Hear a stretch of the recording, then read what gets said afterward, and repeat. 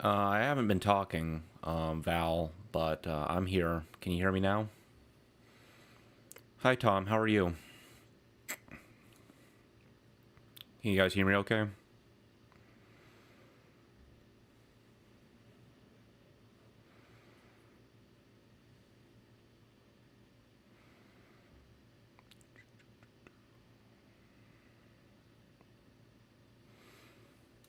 Testing. 1, 2, 3. Testing. Okay, cool. Just making sure. I wasn't talking, so I was afraid my audio wasn't working. How are you guys?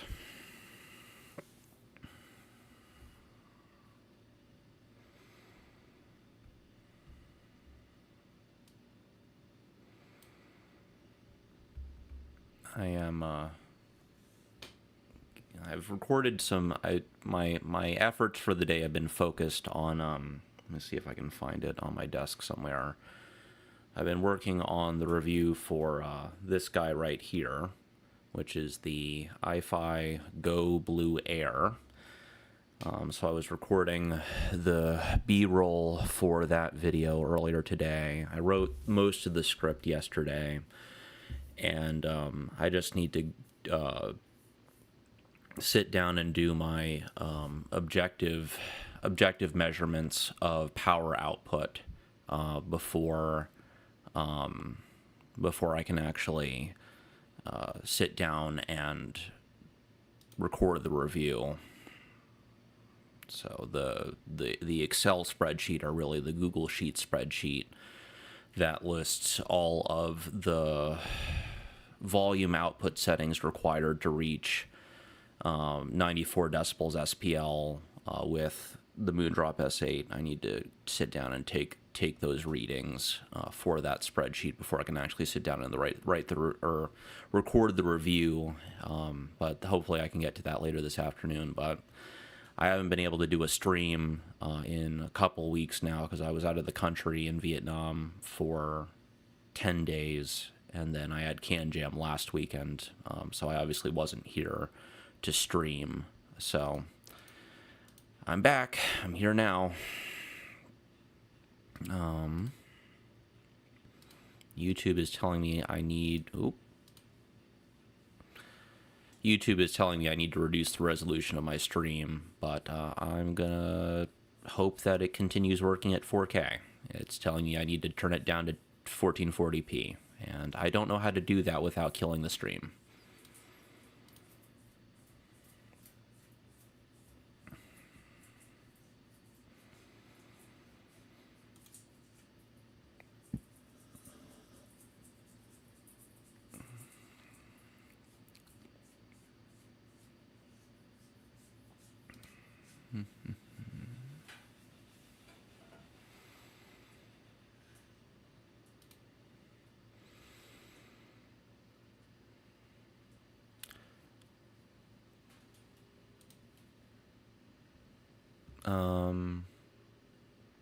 Tom, I have to ask: are you an audio viewer or a camera viewer, or are you a unicorn both viewer?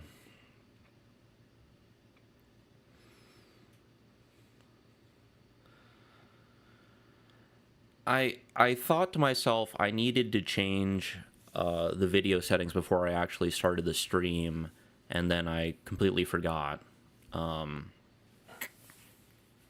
But then I don't know. I'm gonna see how long I can keep this going.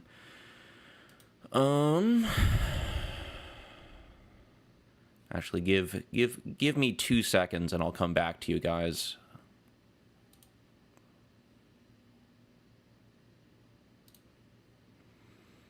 Nope, I don't want to do that.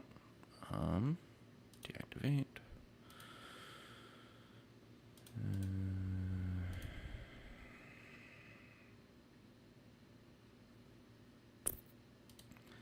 Okay. I can't change the resolution of the stream without killing the stream, so we're just gonna roll with it. As for good photos from New York, I feel like I feel like I was so focused on getting footage and photos at the show that I didn't really stop to get sort of scenic New York photos. Like, I had a few from my hotel window, and then a few on the walk to and from, really just the walk to the Marriott from my hotel. But I didn't really do any, street photography or architectural photography in New York, because by the time we were done for the day at like 6:30, my brain was absolutely cooked. So I think taking more photos was the furthest thing from my mind, and all I cared about was making it to our dinner reservation and then eating. So my photo output for non-CanJam headphone related photos and videos was quite low, unfortunately, but it is what it is. On the other hand, I recorded, I believe, close to 100 gigs of footage from Vietnam, to include both photos and videos. So I've gone through all of that footage, and I've done sort of the technical edits to the footage in terms of exposure and white balancing, but I need to find some music to set all the footage and photos to, and I'm still debating whether I want to I would split the photos and the videos into separate videos. Maybe do like the stereotypical cinematic travel footage video for just the footage, and then maybe do a discussion video about the photos, walking through my thought process for taking the photos and that sort of thing. Kind of there's a guy here on YouTube, I think his name's pronounced Adrian Sanguinetti. I'm probably butchering that or misremembering his last name, but he's one of, if not my favorite, street photographers on YouTube in terms of just his overall vibe, and just the ease at which he can explain his thought process for taking a photograph, and just the logical way he walks through explaining his composition choices. Exactly. Yeah, no, he's great. I'm not super surprised that you also watch him, because he's awesome. He seems like a very thoughtful guy, just all around. And I really appreciate his videos. So maybe I'll try doing a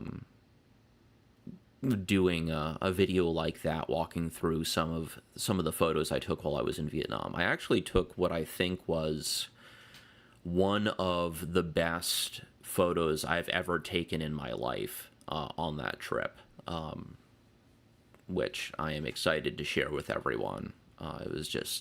It felt like I was in the exact right moment at the right time, and I thought it came out great. So I'm excited to share that with you guys. Walked around New York 3 times, 3 separate nights. I was too tired to do that, so I am jealous of you for that. No, that's a good point. Yeah. I mean, the bottom line is, and you hear everyone say this, is that the gear discussion just performs better on YouTube for some reason. And, people, I think that, there's probably more of an audience for, street photography walkthroughs as far as like the number 2. What I mean to say is that in terms of the people who, like, there's the gear discussion videos, and those obviously do the best. But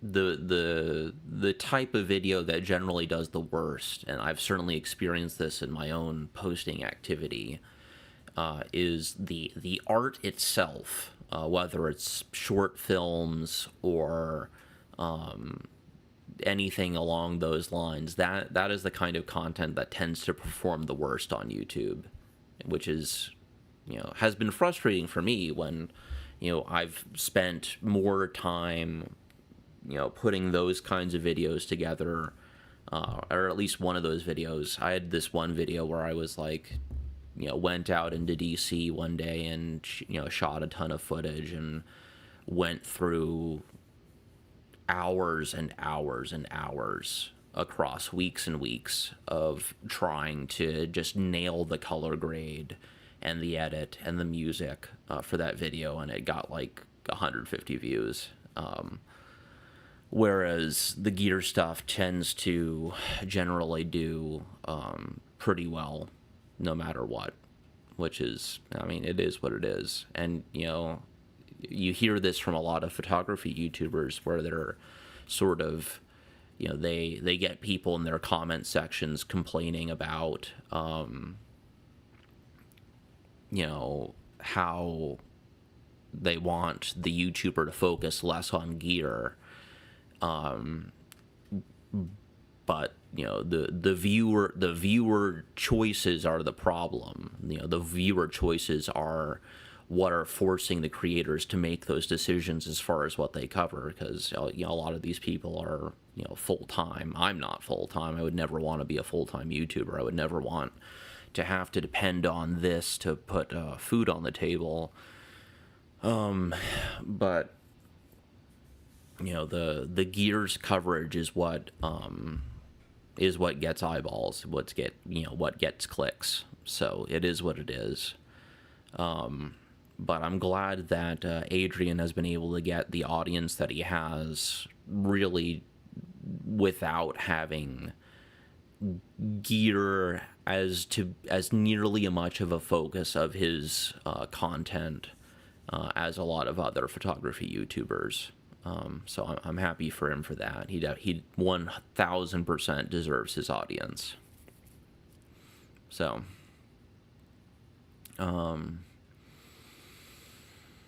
what is your, Mark, what's your daily driver camera? I feel like I might have asked you this before, but I have forgotten.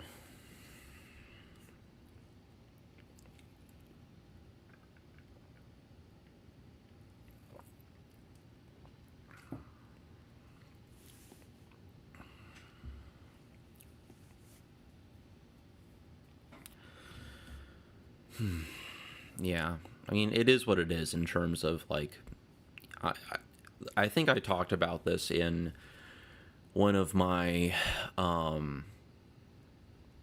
think I talked about this in sort of my end-of-year channel update video, is that I generally have a decent sense of when a video is going to do well versus when it's not going to do well prior to the video, but I don't think I anticipated that particular video doing as poorly as it did. But I don't know, maybe just not a lot of people think of DC as a cinematic destination. But whatever. Yeah, I still have yet to try any Micro Four Thirds gear. How did you find the low light performance, or how do you find the low light performance to be? Because, I'm primarily shooting on APS-C, and if I didn't have AI-based denoising solutions, I would find with the small sensor size, and I'm using f1.8 and f1.2 lenses, but I would find dealing with low light without AI-based denoising to be an absolute nightmare on a crop sensor. So I don't know how you do it on a Micro Four Thirds sensor.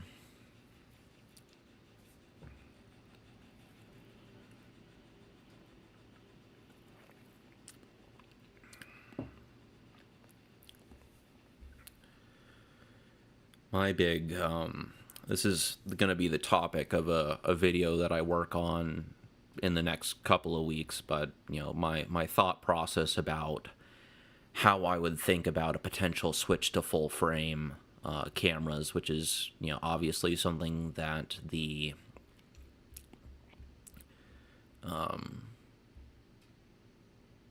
the gear acquisition syndrome in me wants me to do, but my logical brain has convinced me not to do. Mostly because of the particular lenses in my collection and the lenses that I would be most likely to purchase if I were to switch to full frame. See, I don't know. I am a big. My thing is that I generally, one of the main subjects that I take photos of are pets, yeah, particularly with available or natural light. And so, without dragging a bunch of supplemental lighting into a living room to take photos of a rabbit or a cat or a dog or whatever, I have to be able to take a photo that is, visually interesting, while, I don't know, I don't want my photos to be super noisy. I am a detail fiend when it comes to both headphones and photography, and I want to be able to see the details in my photos. And so the idea of having a super noisy photo, where the detail and the sharpness of the lenses that I've spent a lot of money on being as sharp as they are, it is not something I want to have to deal with. So I think that, for me, over the last 3 or 4 years, as I've gotten more into low light photography, when I first upgraded to the A6400 from the Nex 3N, I think one of the first things I wanted to do more of that year that that first year that I got it was to do more low light photography.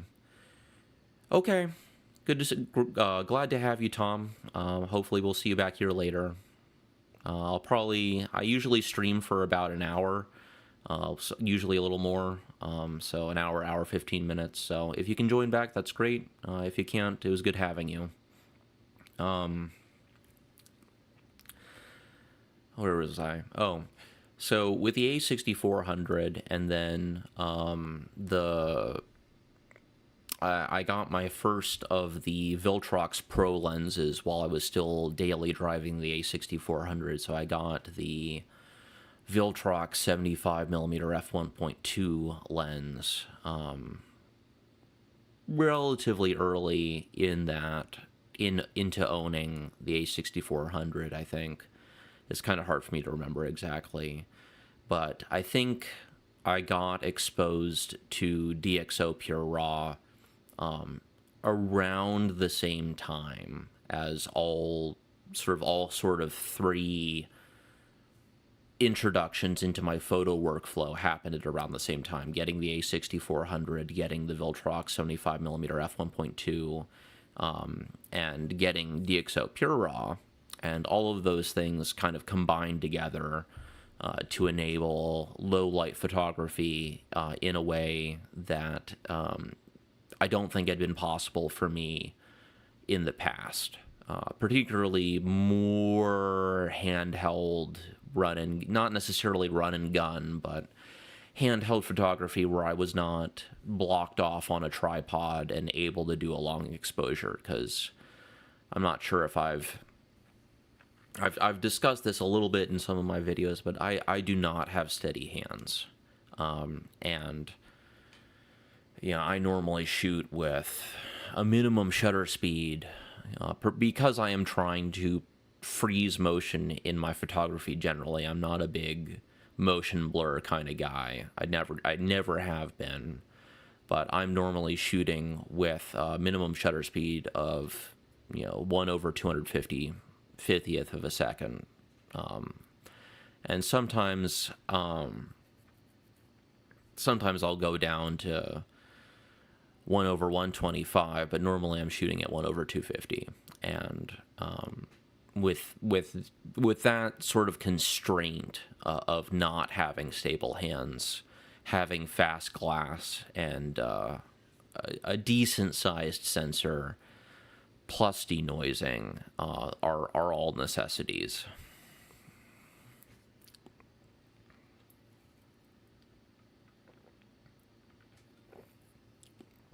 Yeah. And so this is something I view low light photography, particularly with programs like DxO Pure Raw or even the denoising features that are built into Lightroom now. I essentially view denoising and shooting at high ISOs on basically any camera as more or less a solved problem to a certain extent. I think that the speed of if you're shooting with, if I were to have to say a hard and fast rule, if you're shooting with the full frame equivalent of f2.8 or lower, I just don't see any issues with being able to denoise photos. And I actually, something that really surprised me was that I have taken my Viltrox pancake lens, which is a 28 millimeter fixed f4.5 lens, and I've taken it out into low light environments, into like a commercial slash nightlife neighborhood near where I live, and done some night street photography. And I found that with DxO Pure Raw denoising, that most in fact of the shots were completely usable, even if at f4.5 on an APS-C size sensor. And I was shooting at 6-digit ISO figures, well over 100,000 ISO and up, and the pictures came out fine. I was very impressed. So video is obviously a much harder problem because the denoising solutions are not the same. They don't perform as well, and it's a lot more process intensive to do that denoising. With photos in DxO Pure Raw, I can just denoise once and then deal with the photos in Lightroom. But if I'm in DaVinci Resolve and I'm trying to denoise a low light video, if my computer setup is such that I will have to turn the denoising plugin off completely to actually be able to manipulate and play back the footage. So I don't know necessarily what the footage is going to look like in motion until after I've rendered it, just because I don't have a supercomputer or an editing monster. And I have a 9070 XT in my machine right now. I finally upgraded my graphics card at just the right time. I saw the writing on the wall last year with all the AI stuff, and I picked up a 9070 XT right before the prices started climbing back up from around MSRP. And I am very glad I made that decision. I had to make a few consecutive tech purchases in a row that I hadn't necessarily planned on making, because I had planned on upgrading my laptop after 10 years. I'd been rocking the same, Dell XPS 15.5-inch gaming monitor or gaming laptop since 2014 or 2015. and it was in the process of, it still worked electronically, but the chassis was in the process of disintegrating. The plastic had given way in several parts, so I wanted to be able to do more gaming and editing on the go, and having a hinge, a lid and hinge that was literally coming away from the main body of the laptop was not conducive to that. So I bought a new laptop during Black Friday sales, and then right about then there were a bunch of videos that came out from like Gamers Nexus and Hardware Unboxed and those kinds of outlets that were basically like, if you're going to buy a GPU, now is the time to buy a GPU. And based on my own information, I was like, this seems absolutely correct. If I don't do this now, it's going to be hundreds of dollars more expensive to do so when the time finally comes. So I pulled the trigger, and for the most part, I'm glad that I did. There are definitely issues specifically with DaVinci Resolve, in terms of compatibility between AMD and DaVinci Resolve that problems I did not have when I was using an NVIDIA GPU. But in terms of raw compute power, the 9070 XT was the most powerful and best bang for the buck card that was in my budget at the time. So I'm trying not to look back. But those two things happened. I feel I wasn't expecting RAM to shoot off in price the way that it did.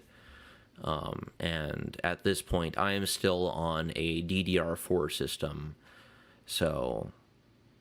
but I have not even looked at what it would cost to add another 32 gigs of RAM to my setup, which is, I feel like, something I will need to do at some point, given the amount of multitasking that I try to subject my computer to.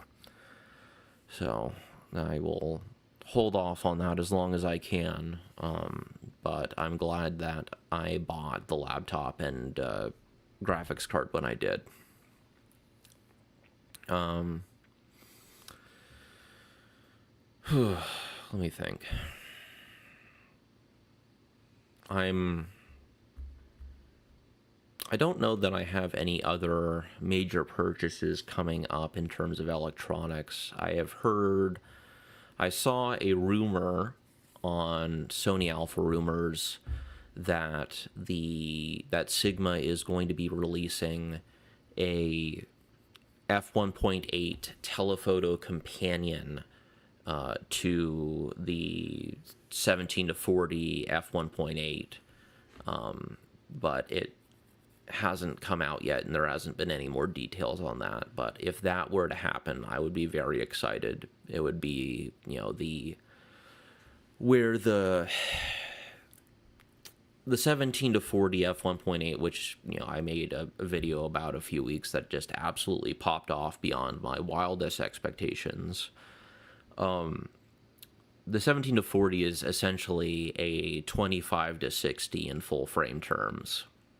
So I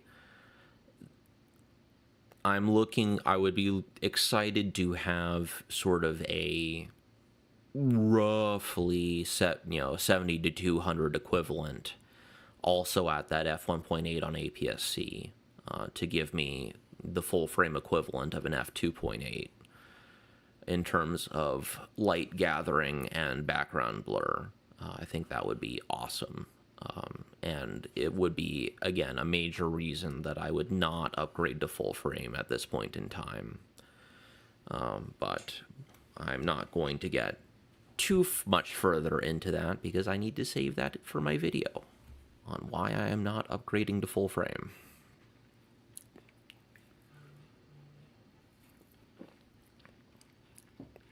Mark, if you're still in here, what was your favorite IM at CanJam? I don't think you had made it that far into the day when we met up.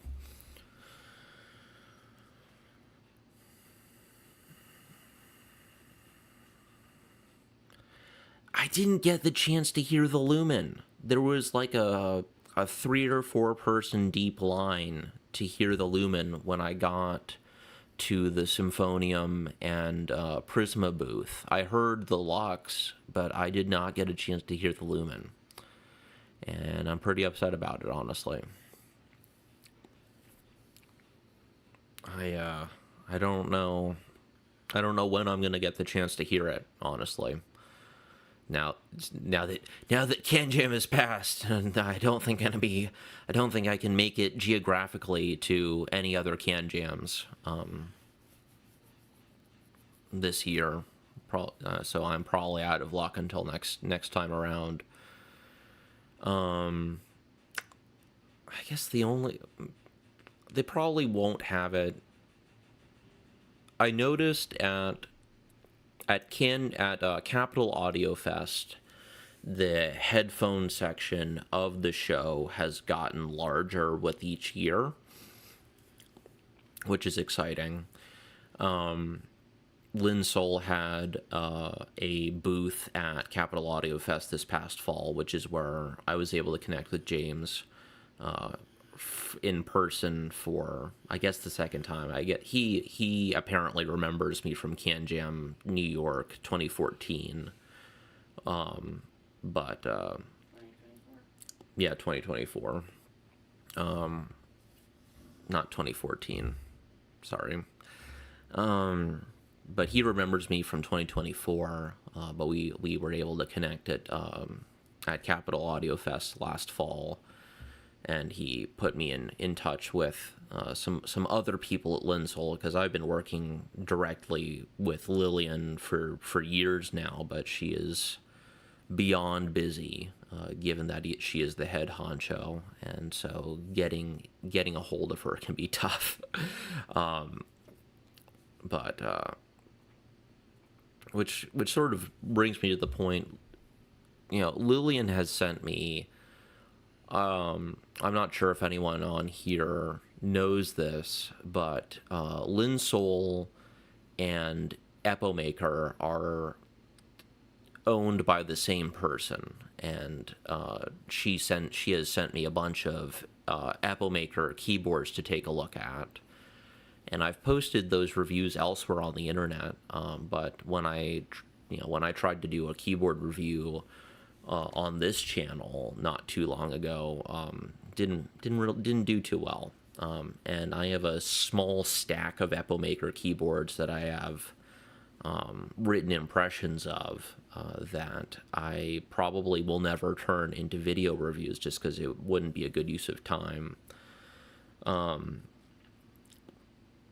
the problem has been, and this is a problem with IEMs for sure as well. I have a small mountain of headphones and IEMs in my closet, and I try to give away as many as I possibly can to friends or family. But the simple reality is that keyboards are a lot bigger than IEMs and take up a lot more space.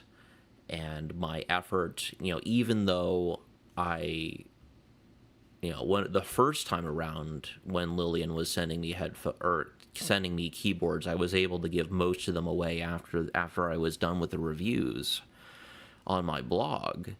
But this time around, I have not been nearly as successful in finding people to re-gift these keyboards to. So I literally have a stack of keyboards that is about 6 deep on a shelf outside of this room, outside of my office, that I need to get rid of, that I need to re-gift or give away to people. If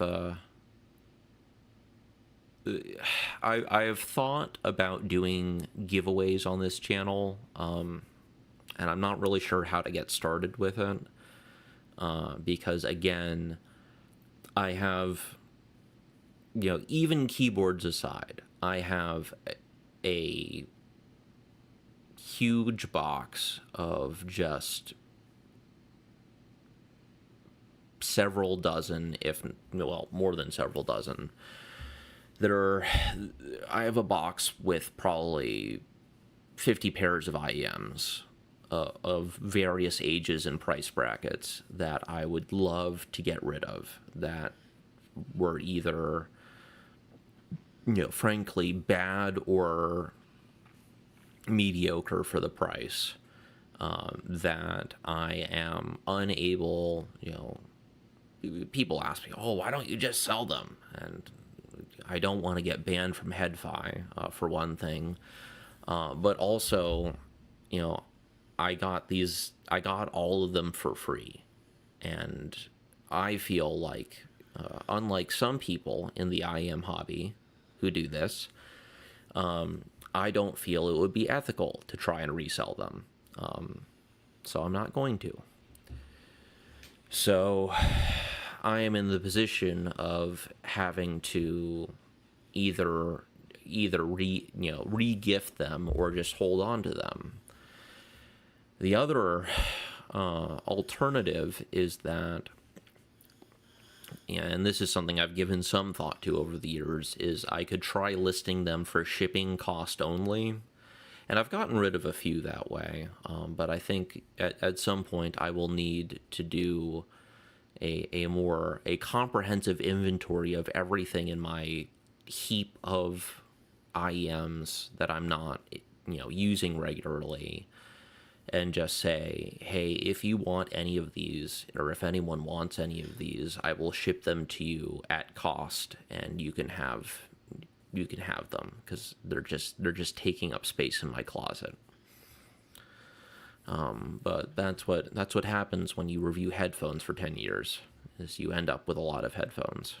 So I don't know. I can't imagine your dragon horde of headphones, Mark, unless you have a solution figured out to getting rid of them.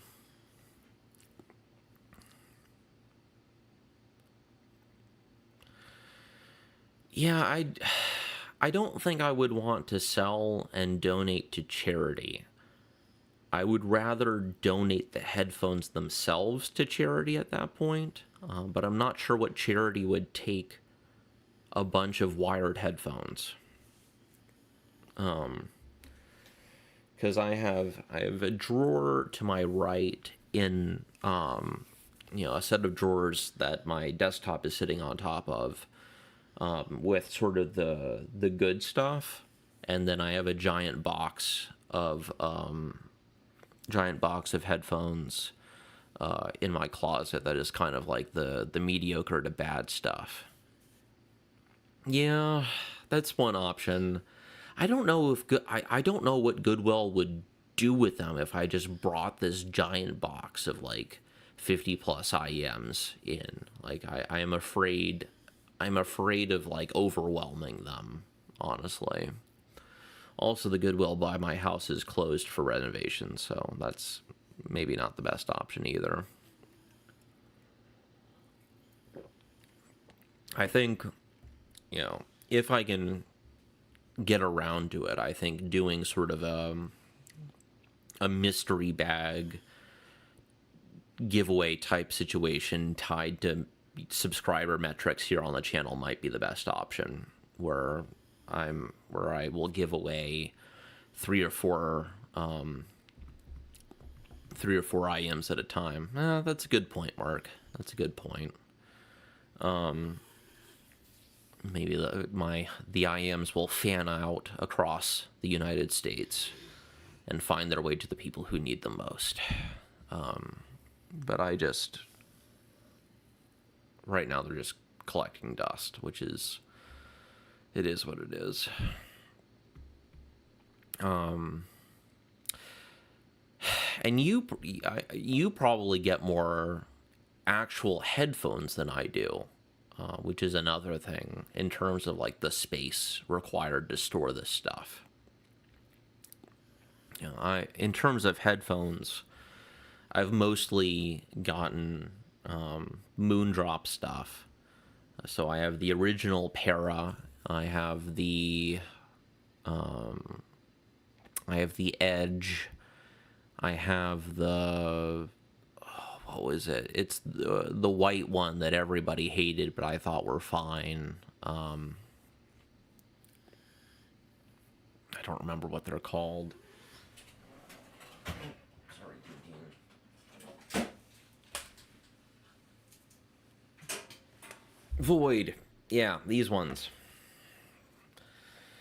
I really like the Para. I reviewed them before I moved to YouTube, but I really like the Para. They're my, as far as like, excuse me, as far as over-ear headphones, these are my go-tos for like gaming and stuff.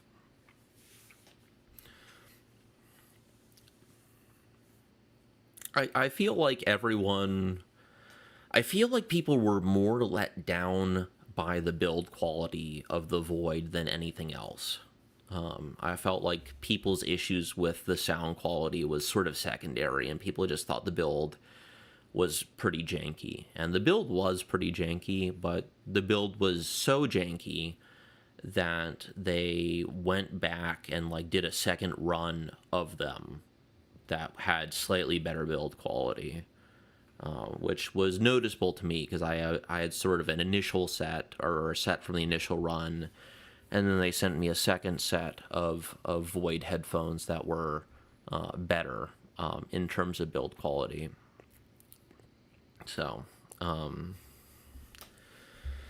but again, I think people were expecting, Sennheiser 6XX levels of build quality for, I don't remember how much the Void was supposed to cost, but it wasn't very much money. So I think people were frankly being a little bit unrealistic. But I think the Para are good across the board. I think they're a little more forward in the upper mid range than is probably realistic. But it's always easier to cut with EQ than add. So I don't have a problem there. My particular set had some, I found out later on, had some interesting channel imbalance in the bass, where like one of them was more elevated in the mid bass and the other one was more elevated in the sub bass, and they were a little bit dipped. They were like reverse dipped in those regions to each other, so like it sounded the same because they like evened out in your brain, which I didn't realize until I got them measured. But I was able to. Capra Audio was actually the one who measured them for me, and I was able to use his measurements to fix the channel imbalance with EQ. So that was useful. But technically, I think they're great. I think they're great in terms of technical performance. And if you listen to Resolve, I think the version 2 is even better in that department. I think it's a really capable driver.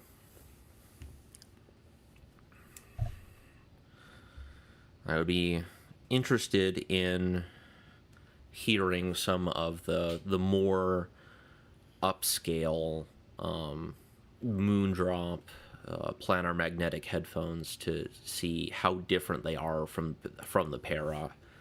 But I don't know.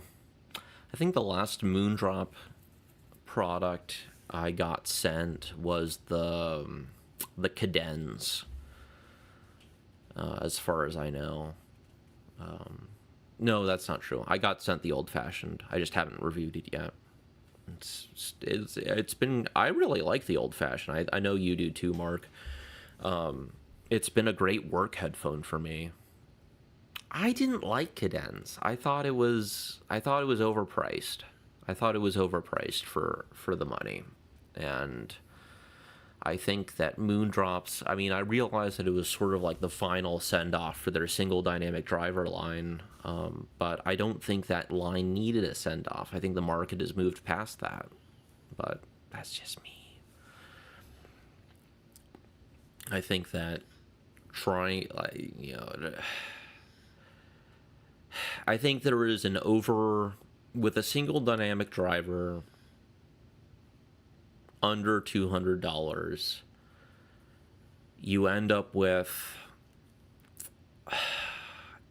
and this is just me spitballing, but I think you end up with an over-reliance on dampening to get the frequency response that you want, and it hurts technical performance. But I thought that I would rather, like, I almost feel that, like, some of the, like, high-end exotic driver material single dynamic driver IMs are the only ones that are worth it, and I would rather have a multi-driver hybrid for more budget prices. But the high-end stuff has issues of their own, primarily in terms of, I have found that a lot of these exotic driver diaphragm material high-end single dynamic driver IMs have really bad driver flex, because the material, the dynamic driver diaphragms that they are using are so thin that they are really vulnerable to driver flex. And I guess not enough work was done to vent them to solve that issue, or it's not, maybe venting is not possible while preserving sort of the technical performance that you would want at the price point that some of these IMs are targeting, which is unfortunate either way. But I remember that being a problem with the Luna, and I remember that being a problem with one of the Meze. I think the Meze Advar had that problem too. It might not have been the Advar. It was whatever their expensive one was. The one that was like $600. I can't keep my Meze IAM straight, honestly.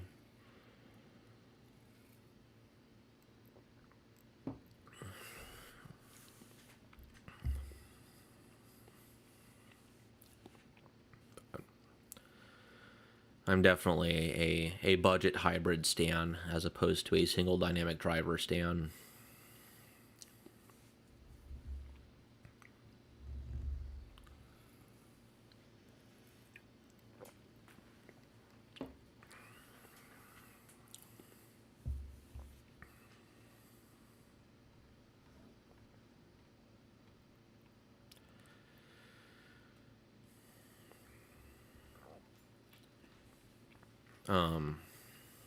Trying to think what my...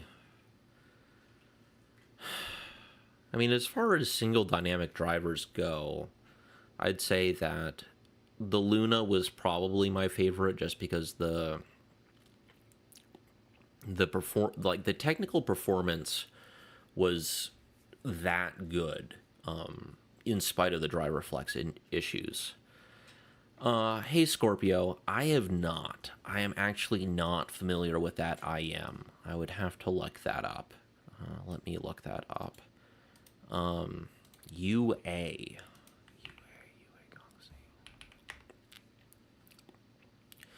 Oh, this is a VE headphone. That's interesting. I see, yeah. So, like everyone else in the headphi hobby, I owned the Monk earbuds from very early on in my headphone listening journey. I probably got them. I wonder if I still have them. But I bought a pair in like 2015 or 2016. But apart from that, I really haven't listened to anything else from the brand.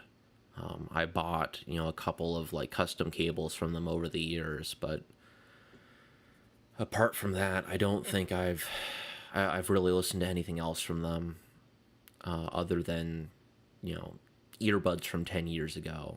But I understand that they've expanded their product line into a lot of other things. I wonder what is the price point on these.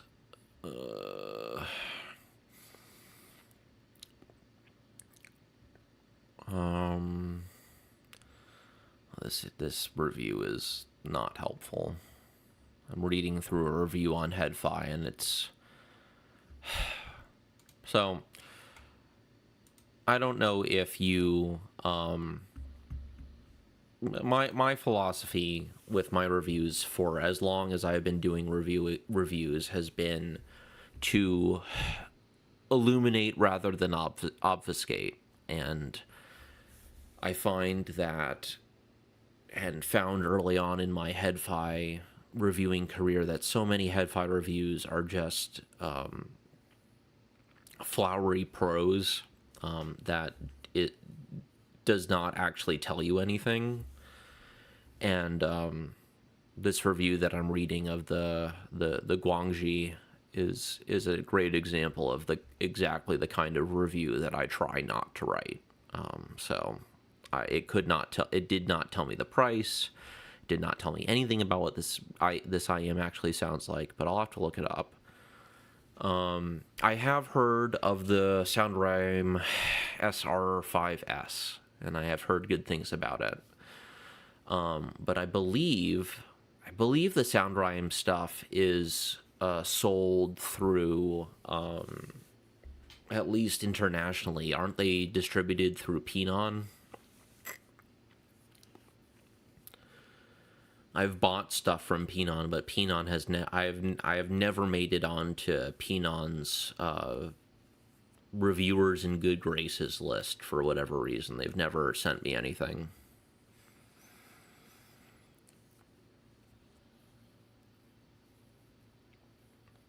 So I would have to purchase it to actually hear it.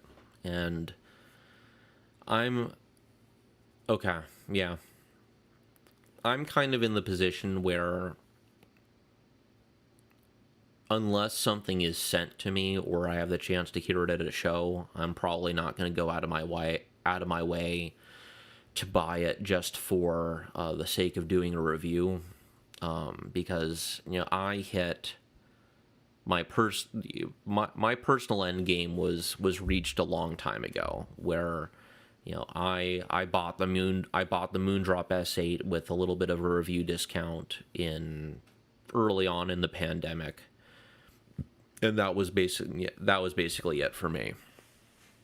And I obviously can appreciate the technical performance increases that come at higher price tiers, but I've never found an IM, with the recent exception of the Valhalla, the Theaudio Valhalla, that would convince me to spend more money.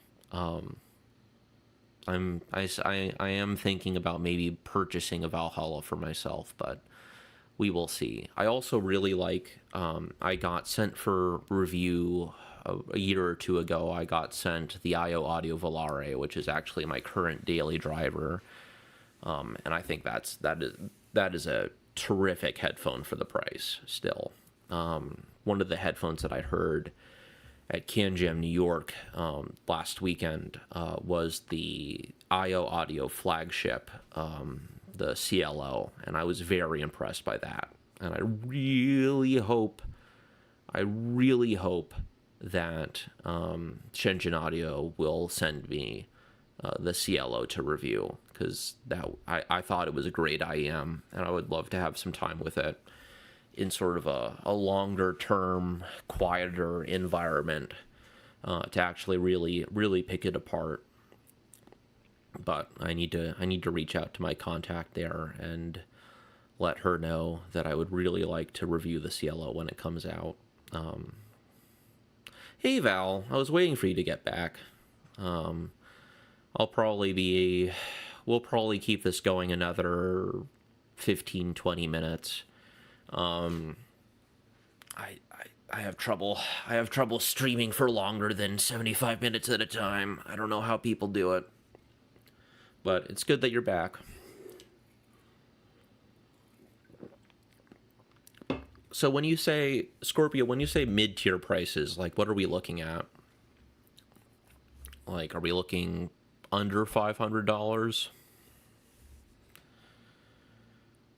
Oh, that's a good deal, Val. That's a really good deal.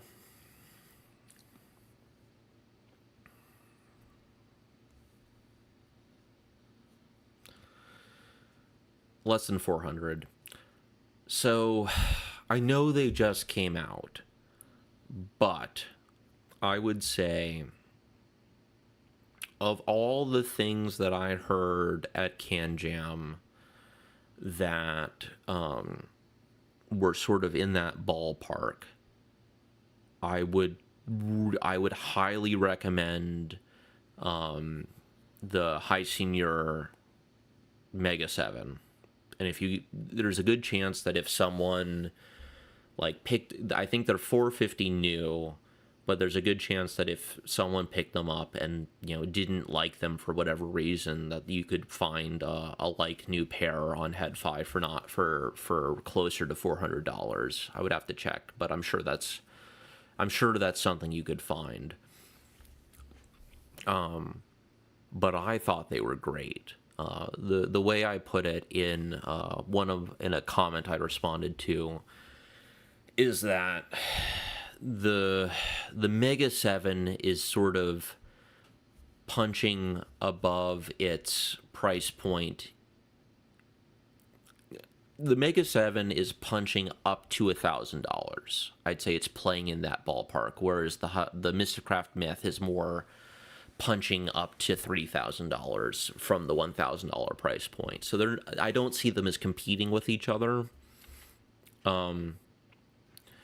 But I think of all the sort of mid-fi IMs that I heard at the show, the Mega 7 would be the one that I would recommend at that price point.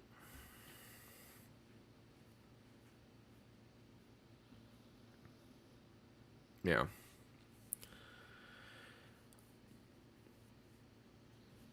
I didn't hear the meta, actually. I listened, I think, to every Crin Ear IM except the meta at the show.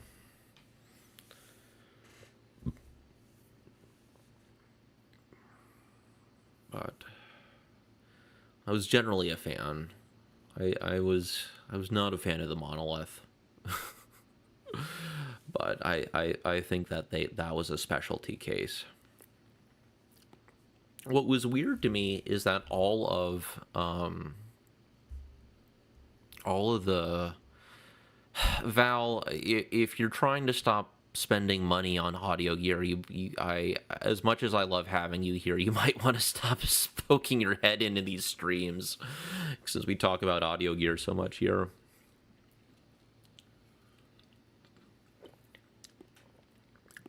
My advice is to find what you like, buy the most expensive.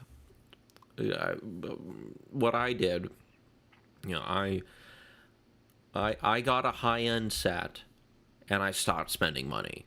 I found my end game, and I never looked back.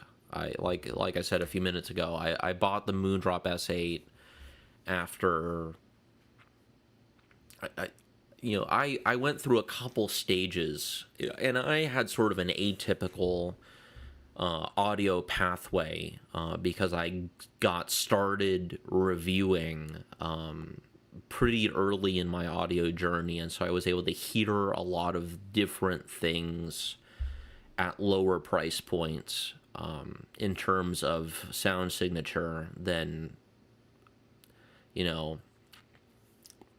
I was able to experience a lot of different sound signatures for free that most people would probably have to buy a few different $100 IEMs to experience. Whereas I was able to get that exposure in terms of sound signature just by virtue of reviewing. But also, I mean, the audio hobby was a very different place 5 years ago in terms of I don't think tunings had really consolidated around, measurement informed tuning targets that are somewhere within the harm and preference bounds yet. So there were a lot more bad IMs 5 years ago than there are today. I didn't hear the dusk either, actually. But Val, have you looked into using Wavelet at all?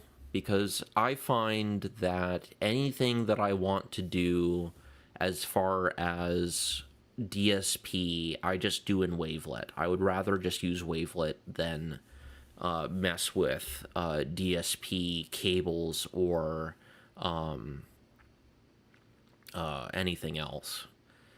Yeah, Wavelet is goated. I'm gonna talk about this a little bit in my review of the iFi Go Blue Air, but Wavelet has, for one, made it possible for me to use a much wider variety of dongle DACs in my everyday use, compared to when I was purely relying on the onboard PEQ from the Qtlex 5K. So I can use whatever DAC amp I want on the go and just use Wavelet. The disadvantage is that you have to remember to download your desired Wavelet preset ahead of time. I mean, the Switch is a different case and is not something I'm super familiar with. So that makes sense why you would want DSP at that point. Plutarch, is that how you say your name? Thanks for joining. I didn't get the chance to meet the Bloom guys. I popped my head in towards the end of the show into the Bloom room. To try and track down the, I was trying to track down the Softears RSV Mark II, because I remember when in 2014 I thought they were carrying Softear stuff when I when I saw them then. They definitely had Moondrop stuff. But I guess they don't carry soft ears, so I was not able to find the RSV Mark II at the show. Thanks, Stony. I appreciate that. Audivana. So for local, I am primarily a Spotify person. I am a Spotify premium subscriber. I've been a Spotify premium subscriber since the service launched in the US in 2010. I also use MusicBee for all of my local music playback. And this is probably the biggest difference between me and someone like Golden Sound is like, I really could care less about Bit Perfect. Because the important part to me as someone who is using, equalizer APO, and Piece GUI for all of my EQ stuff is that, I am,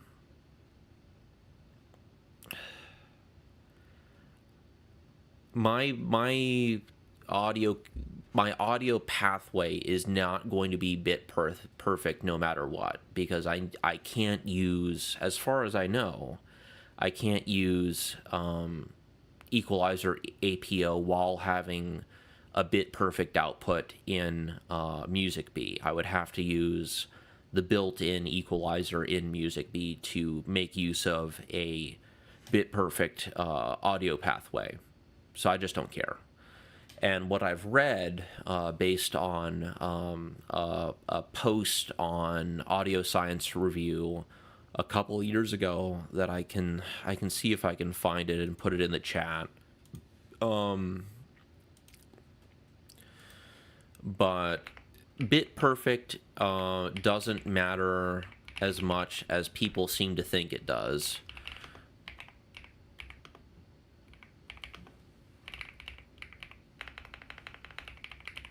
Just looking this up, I'll see if I can find it. I probably am not going to be able to find it. It's unfortunate.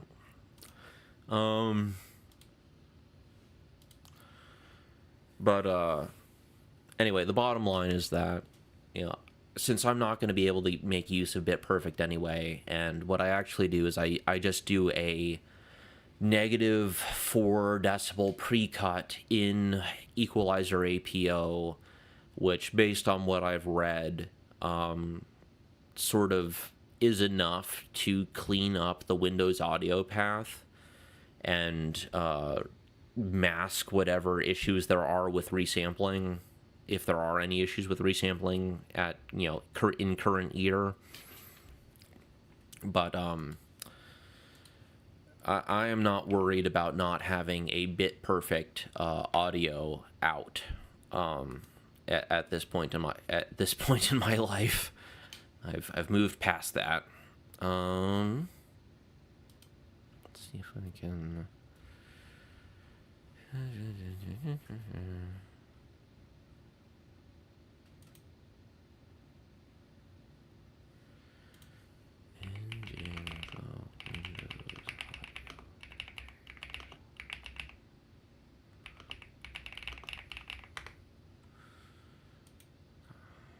Actually, I found the post I was looking for. I'm going to put it in the chat.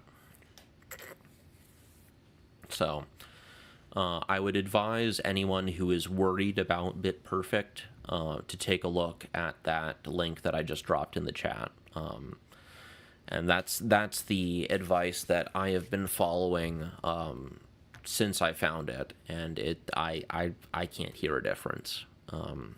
I want the highest quality input files as far as, I want lossless, I want FLAC, but bit perfect doesn't matter as much to me. And frankly, FLAC is more for peace of mind than anything else for me. I personally have not.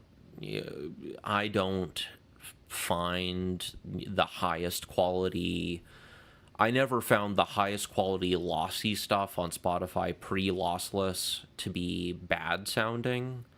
I can obviously, I've always been able to identify when, for instance, an MP3 file was. My hearing is sort of, I can hear up to about 19.5 kilohertz in both ears. That's where my hearing tops out. And, I'm astonished that I can hear that high, because I shoot firearms regularly, and I went to a lot of metal concerts as a teenager, and I stood 2 feet away from the PA, and didn't always use earplugs, and I am astonished that I did have killed as little of my hearing as I have. But I can hear up to about 19.5 kilohertz, but my hearing, in terms of my ability to distinguish lossy from lossless, I could always tell if something was below about 256 kilobytes per second, but above 256 kilobytes per second, up to 320, anything in that range, particularly with more modern lossy codecs, that's sort of where my hearing tops out. If something is above 256 in like Opus or Og Vorbis or whatever, it's audibly transparent to me. So FLAC has always been more of a peace of mind kind of thing for me. because I generally can't hear the difference between something at a 256 kilobytes per second ogg vorbis file in FLAC anyway. I think there have been a few exceptions. I think that high-res audio does sound better. The question for me has always been, if I'm using a high-end transducer and I'm listening in a quiet environment and I have a reasonably high-end DAC amp on hand, I do feel like high-res audio, depending on the recording, can sound more spacious and has more dynamic range. But is that worth the storage for me? A lot of the times the answer to that question is no. So I've mostly stuck with, Redbook 44.1 FLAC files for most of my offline music, and have down converted a lot of the high-res stuff that I've downloaded over the years just for the sake of storage space.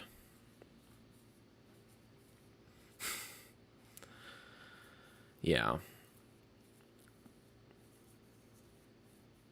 I'm thinking about Val. I would not recommend getting a dedicated music player. I think this is probably one of my more controversial opinions, but I think that DAPs are some of the most overpriced pieces of electronics you could possibly buy.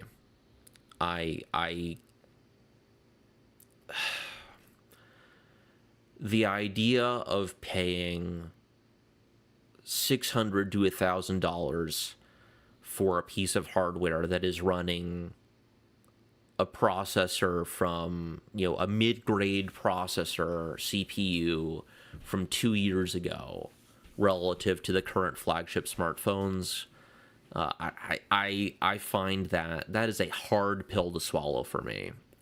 I would much rather just use my phone and a good DAC amp.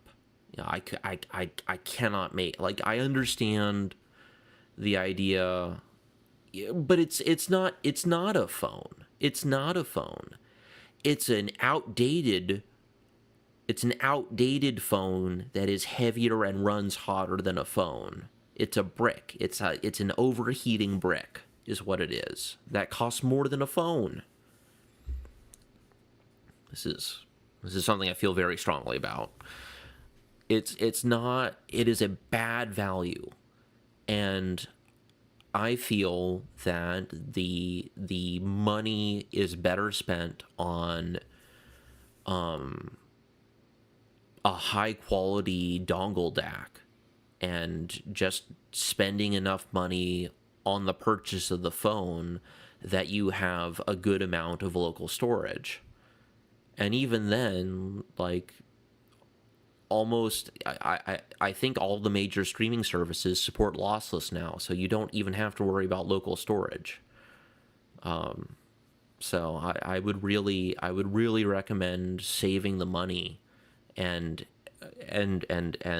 putting it towards a high quality dongle DAC. I do not recommend DAPs. I think they're a bad value just across the board. And I appreciate the idea of having a dedicated device for music listening that is not connected to everything else. Having a dedicated music listening device that you're not going to get texts on, that you're not going to get emails on.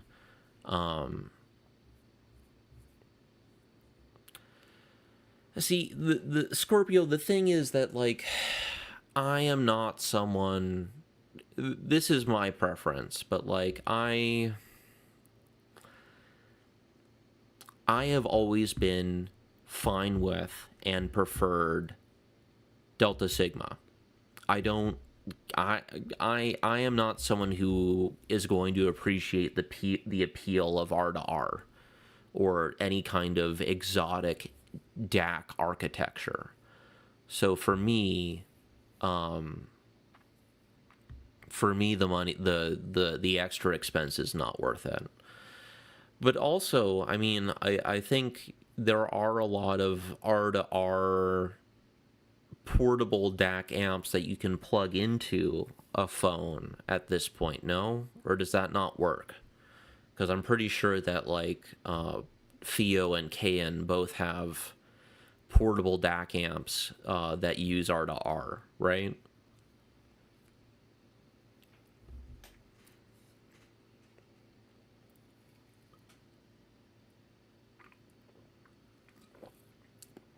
Again, I'm not sure how that works with, like, Android resampling and stuff, but I'm pretty sure that, those manufacturers do offer external devices that have R2R if that's something that you're interested in having. I just, for me, I just can't get over the, I can't get over paying an equivalent price for a DAP as I would for a flagship smartphone with such inferior, with such an inferior chipset. Like, that's the part I can't get over. And if you see value in that, more power to you. But it's not something not an expense I could justify spending on money on myself.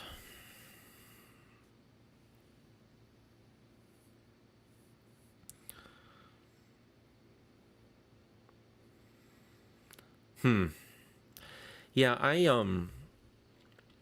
the only DApps that I've used for the most part, it's been a long time since I've reviewed a DAP. I did a couple like loaner tours back in the day for some of the mid-range Theo, KN, and Shenling stuff. So that's kind of, but that's the devices that I auditioned during that time were, I almost feel like prior to, this was earlier than I think the industry wide transition to Android based DApps. But I also feel like the devices that I was looking at during that time were prior to, what I saw as the price explosion in DApps that happened over the last couple of years. I mean, these were $300 or $400 devices for the most part. At least the ones I was looking at from Theo, KN, and Shanling. So, not not the current like $600 to $1,000 devices. So, I don't know. Maybe my frame of reference is because the thing that really bothered me about those devices, even then, was the UI experience on those devices was very sluggish. And this was this was on, for the most part, non Android OS type DApps. They were running proprietary OSs that had more limited functionality in terms of side loading other things on them. But I always would rather just use my phone and plug a DAC amp into it because my phone is fast and responsive and has an okay processor. I have a Pixel 7. It is not a CPU king by any stretch of the imagination. But it was I almost all of the DApps that I tried back in the day, I had felt like I had did not deliver the fluidity in terms of user experience that I would have wanted for how much they cost.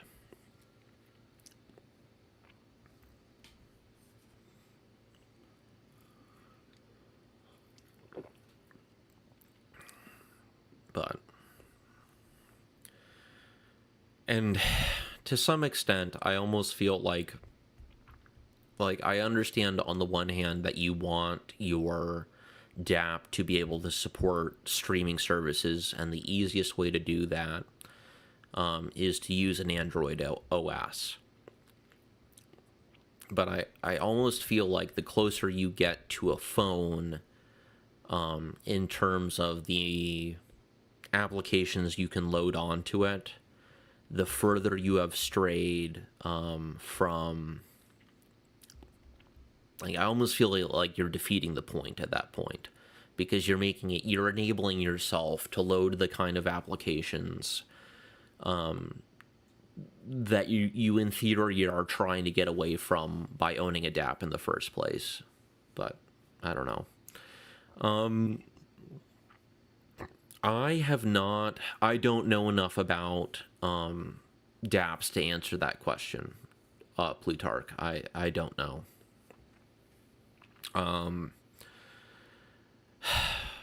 would I maybe, I don't know. I'm sorry. I don't know enough to answer that question, unfortunately. I would hope so. I would hope that they would remove some of the things that would cause battery drain for functions that would be,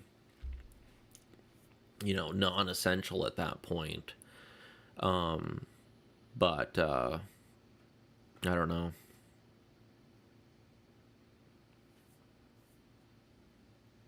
But I feel like, I am someone who, I have a secondary old phone that I have an SD card filled with FLAC music on, and I just plug dongle apps into that.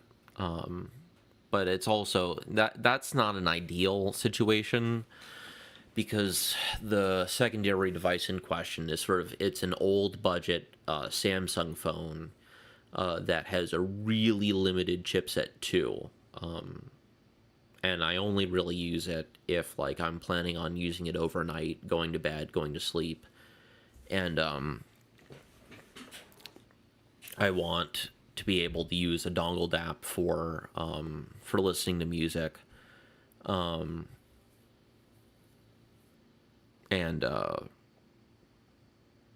I want to be able to use it while I charge my regular phone overnight. So, but my next big purchase electronic wise is probably going to be buying a new phone. So we will see how that goes. I also saw that the latest Moondrop DAC amp, the Moonriver 3, has a charging pass-through feature, which looks really interesting. Scorpio, I feel like maybe my ears are not good enough to appreciate the additional difference, because I have generally not been able, with things like, what's it called? Like James DSP, and there was one set of audio tweaks for Android that was really popular back in the day that I installed or tried to get running on a few different devices when I was still running rooted Android devices. And the system level stuff has never made a huge difference for me.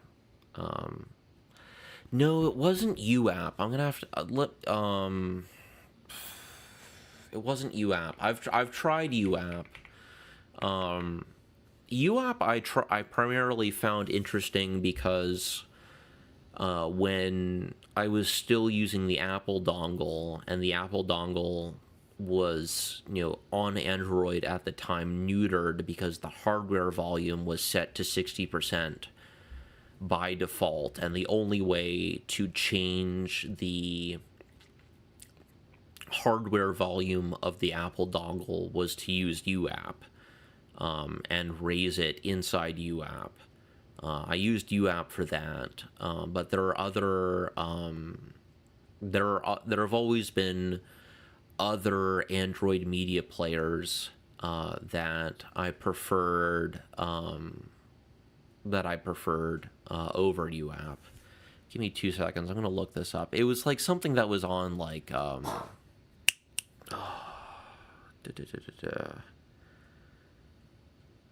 what was the big Android tweak / ROM site?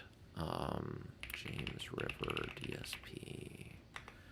Was it? No.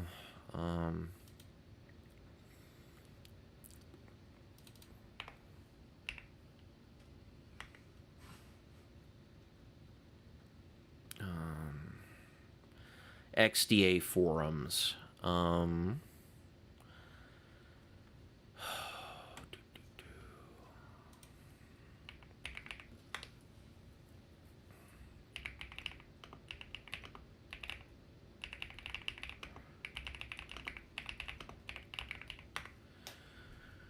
Having to look this up because I for the life of me that oh, that's what it was. Viper for Android. That's what it was. Yeah, XDA. So I remember I used Viper for Android on a bunch of cheap Chinese devices when I was in college, and I was importing unlocked Chinese smartphones to use. So I flashed Viper for Android on a bunch of my different phones, but I never.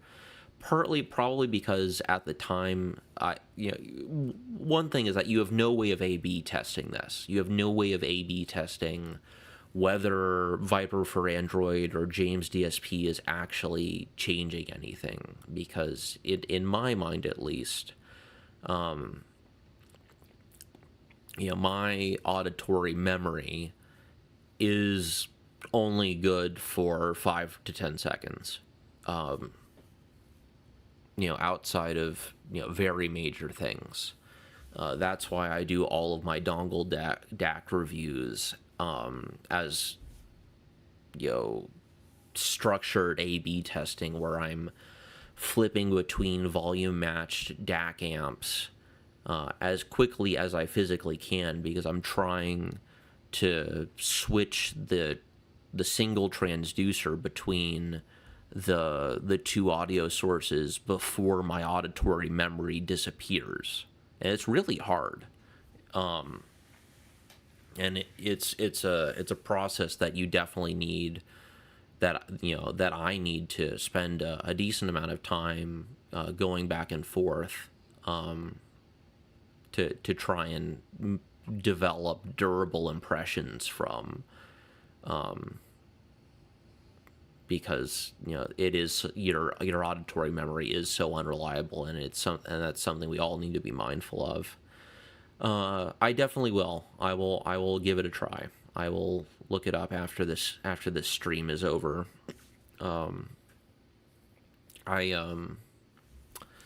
Another thing I've tried has been the upsampling plugins like HQ Player, and there's actually an upsampling plugin for Foobar 2000 that I've also tried, but I didn't notice a huge difference using those either. I've always I can hear the difference between DAC amps, but I think when we get to this more OS level stuff, my hearing tops out in terms of my ability to distinguish between that stuff. Yeah, the spatial effect, I've never been a huge spatial effects person. I've always felt that it takes me further away, and to be fair, I don't listen to a lot of live recordings, But for the studio stuff that I'm generally listening to, I almost feel like it's taking me further away from what the artist intended me to hear the music as, and is making changes for the sake of making changes, as opposed to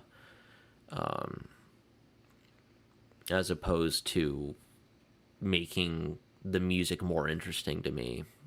It's like virtualization for virtualization's sake, as opposed to actually making the music more interesting or enjoyable to listen to. Yeah, for sure. Yeah, there's a guy, one of the people on Headfi who's affiliated with Hibby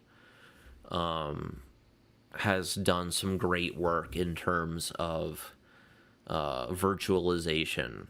I forget his name off the top of my head, but he's published a few plugins that I've tried and enjoyed the results of.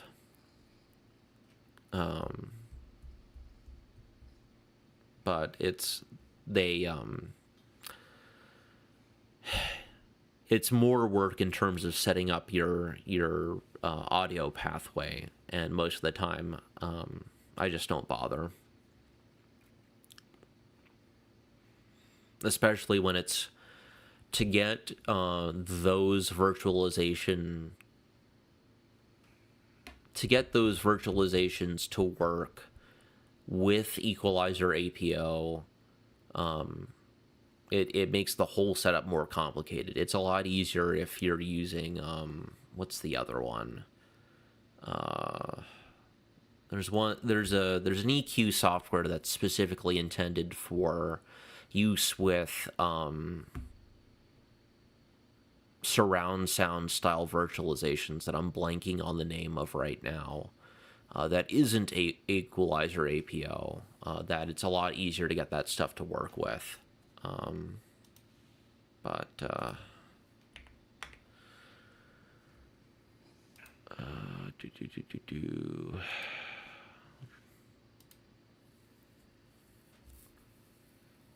yeah.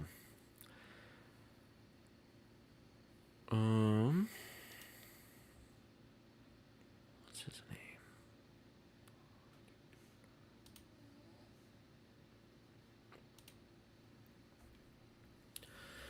Yeah, and I guess I personally, of all the things that I look for in music, I think sort of the spatial virtualization is one of the, like, of all the things I'm evaluating, even when it comes to like IEMs, of all the qualities I am looking for in an IEM, imaging performance is not usually at the top of my list.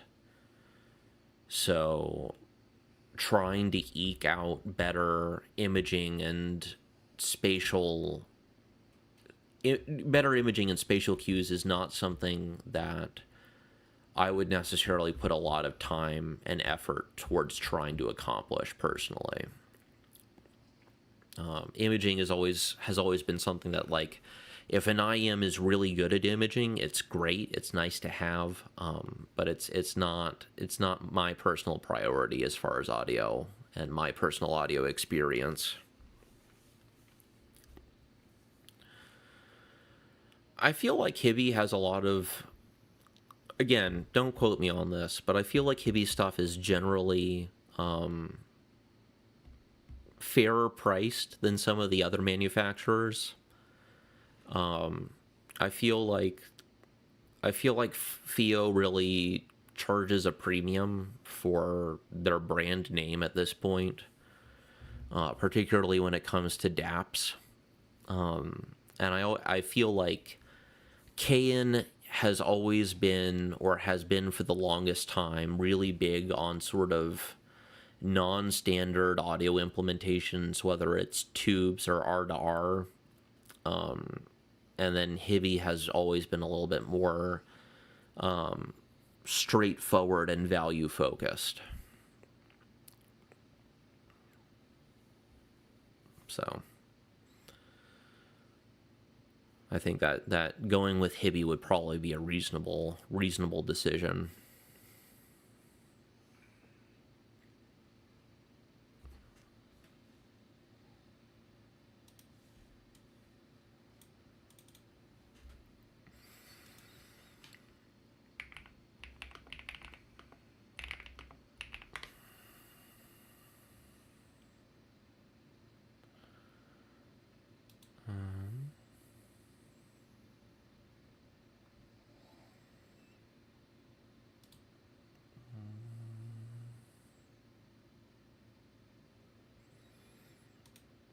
I'm trying to find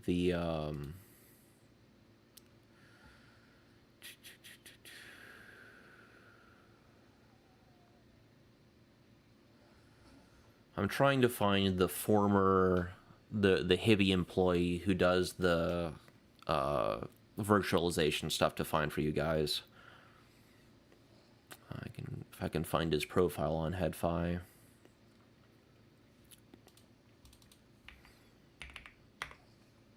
But he has a lot of stuff that you can sort of plug into other virtual. Yes, Joe Blogs, thank you. I appreciate. Thank you, Plutarch. That guy.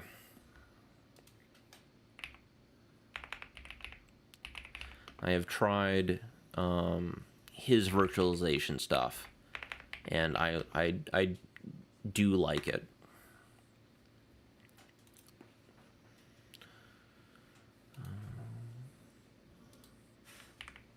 Bring this here for you guys. I'm glad that I have an audience that knows what I/they are talking about. So appreciate that. Thank you. Also, just a heads up for everybody, I'm probably gonna wrap this stream up in about 5 minutes. Just because I am getting tired and I need to eat something, and I do want to run my I don't know who was here earlier on when I was talking about this earlier, but I want to finish up my evaluation of the iFi Go Blue Air, which I need to do my objective power measurements of it to plug into my Google Sheet spreadsheet of DAC amp power outputs. So I want to get to that today and then try and shoot the A-roll for that video later today. So probably going to wrap this stream up at about 4:15 local time. But I appreciate you all for tuning in. I have a lot of new faces here after, especially after the video about I don't know how many of you are here from the Sigma 17 to 40 video that I put out that got 30,000 views. It feels like the crowd here today is more audio focused, but a lot of new faces, and it's good to see you all. And I appreciate you all being here with me.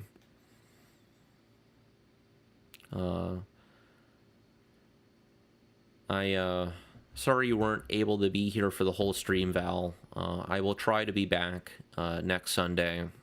Again, I was out of the country for a while on a Vietnam vacation, and then I was at CanJam last weekend.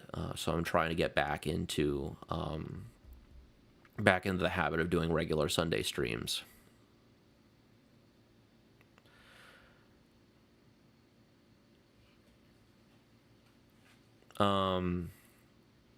Yeah, the algorithm has been kind to me recently.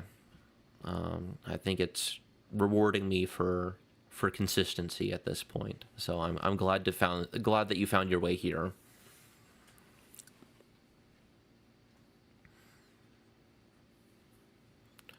What are you going to do with the rest of your day, Val?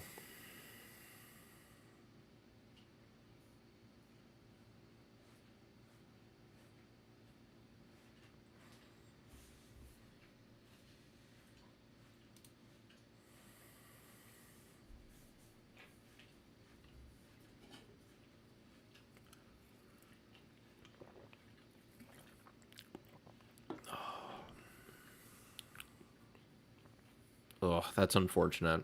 I'm sorry. I am blessed that my job does not typically require my attention outside of work hours, so it's not something I have to deal with. Well, new job is good. Do you enjoy it, or is it an improvement over whatever you were doing previously?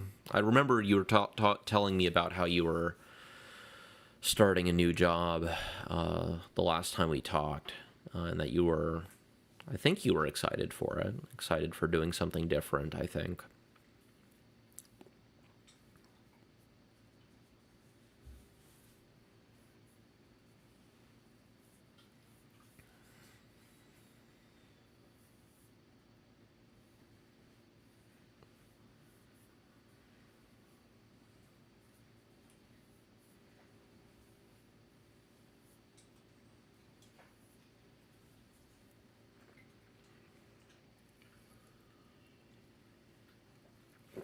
Right. I remember now. I mean, that's a really interesting, that is a really interesting job. I don't I don't know how I would feel. I mean, granted, obviously, like in my day job, I'm doing work for other people, but I don't know how I would feel about like doing, like, even if it were like doing being like a camera operator for another YouTuber. Like, I don't know how I would feel about that. I don't know how I would feel about, how do I put this? I don't know how I would feel about harnessing my creative energy for someone else's creative outlet. I don't know how I'd feel about that. But more power to you.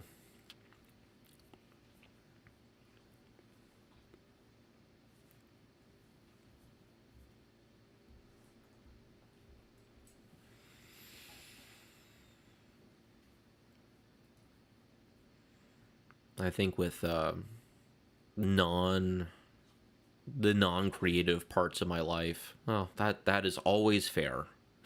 That is always fair, Val. But I hope that I hope that the rest of your day is productive. Yeah. Well, I'm glad that it's an improvement. That's all we can hope for day to day is improvement. Anyway, I think I'm gonna wrap this stream up now, guys. But I'm glad that you all made it in, and I'm glad I was happy to chat with you all. And we will be back next Sunday around the same time. I usually try to start my streams in the mid-afternoon. It's around somewhere in the 2 to 4 o'clock range. So if you enjoyed today, see you back here next week. Until next time, this is Bedrock Reviews, signing off.